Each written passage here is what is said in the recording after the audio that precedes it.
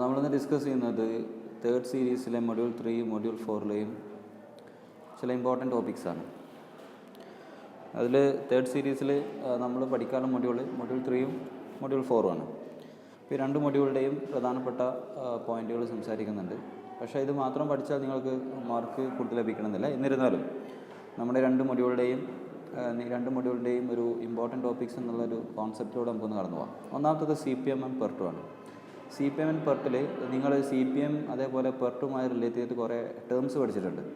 ഇപ്പോൾ slack or float, അതേപോലെ LFT, FT, അതേപോലെ തന്നെ PERTൻ്റെ ഇക്വേഷൻസ്, ഇത്തരം കാര്യങ്ങളൊക്കെ നിങ്ങൾ പഠിച്ചിട്ടുണ്ട്.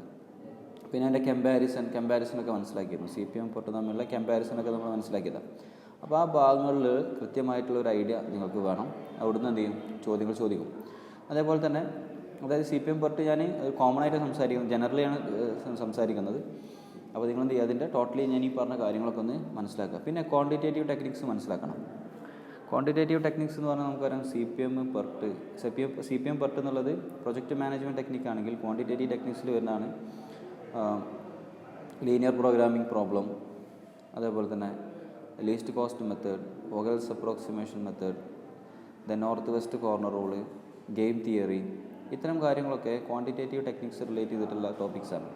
അപ്പോൾ അതിൽ പ്രധാനപ്പെട്ട പോയിൻറ്റുകളും ടേംസുകളൊക്കെ നിങ്ങൾ എന്ത് ചെയ്യണം, മനസ്സിലാക്കി വെക്കണം.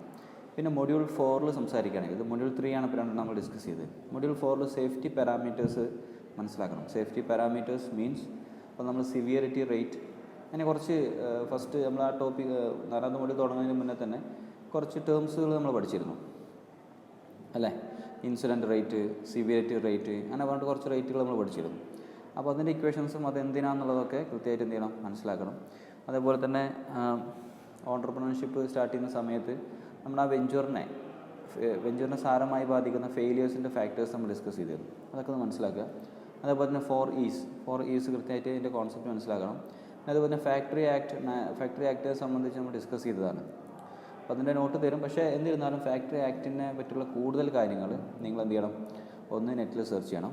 അതിൻ്റെ ആവശ്യങ്ങളും എന്തൊക്കെ നിയമങ്ങൾ അതിൽ പറഞ്ഞിട്ടുണ്ട്, അങ്ങനെ ഒരു ഓവർവ്യൂ നിങ്ങളുടെ കയ്യിലുണ്ടായിരിക്കണം.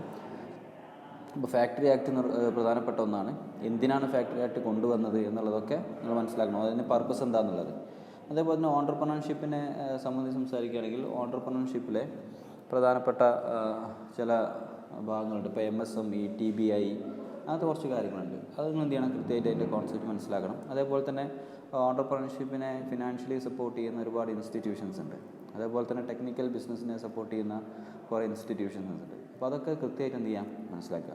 അപ്പോൾ ഇത്രയും ഭാഗങ്ങൾ പഠിച്ചാൽ നിങ്ങൾക്ക് മാർക്ക് കിട്ടിയെന്നുള്ളതല്ല. മൊഡ്യൂൾ 3 മൊഡ്യൂൾ 4ലെയും നിങ്ങൾക്കൊരു പിക്ചർ കിട്ടണം അല്ലേ. പല ആൾക്കാരും ക്ലാസ്സുകൾ നമ്മൾ കഴിഞ്ഞെങ്കിൽ പോലും പല ആൾക്കാർക്കും ക്ലാസ് എന്താണെന്ന് അതിൻ്റെ ഒരു പിക്ചർ കിട്ടിയിട്ടുണ്ടാവില്ല. അപ്പോൾ ആ രീതിയിലാണ് ഇപ്പോൾ നമ്മൾ ഇന്നത്തെ ഈ ഒരു വീഡിയോ ഉദ്ദേശിച്ചുള്ളത്. അപ്പോൾ നിങ്ങൾ എന്ത് ചെയ്യാം, ഉഷാറായിട്ട് പഠിക്കാം, നല്ലോണം മാർക്ക് വാങ്ങാം. അപ്പോൾ ഈ രീതിയിൽ ഇതിൻ്റെ മൊഡ്യൂൾ 4ൻ്റെയും മൊഡ്യൂൾ 3ൻ്റെ ഒക്കെ ഒരു ഷോർട്ട് നോട്ട് ഷെയർ ചെയ്യാം. അപ്പോൾ അത് നോക്കിയിട്ട് പഠിക്കാം. Okay, thank you.